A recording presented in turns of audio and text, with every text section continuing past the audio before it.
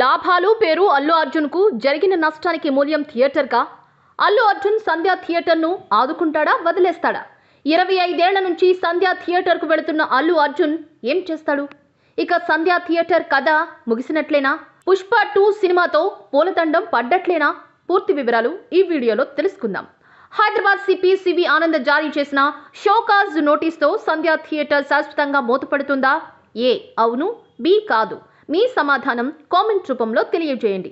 అసలు విషయానికొస్తే Pushpa 2 premiere show సందర్భంగా జరిగిన తొక్కిసలాట నేపథ్యంలో ఆర్టీసీ క్రాస్ రోడ్ లోని సంధ్య థియేటర్ కు Hyderabad police commissioner CV Anand show cause నోటీసులు జారీ చేశారు. థియేటర్ యాజమాన్యం నిర్లక్ష్యం వల్ల జరిగిన ఘటనపై లైసెన్స్ ఎందుకు రద్దు చేయకూడదో తెలపాలంటూ నోటీసులు జారీ చేశారు.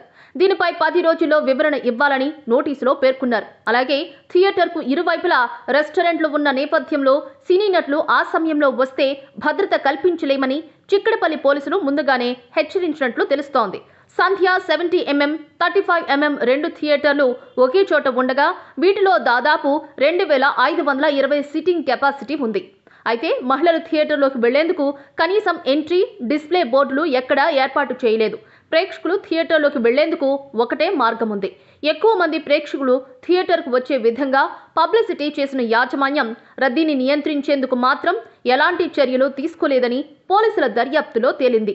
అల్లు అర్జున్ సంధ్య థియేటర్కు వచ్చిన సమయంలో జరిగిన తొక్కిసలాట్లో రేవతి అనే మహిళ మృతి చెందగా బాలుడు తీవ్రంగా గాయపడి చికిత్స పొందుతున్నాడు.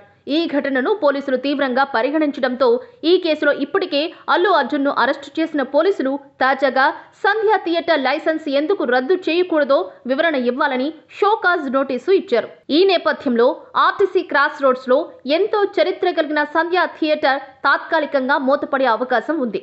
అంతేకాకుండా మరింత లోతుగా దర్యాప్తు చేస్తే మాత్రం భద్రతాపరమైన అంశాలను దృష్టిలో ఉంచుకుని ఇటువంటి సంఘటనలు పునరావృతం కాకూడదనుకుంటే మాత్రం సంధ్య థియేటర్ శాశ్వతంగా మూతపడే అవకాశం ఉంది.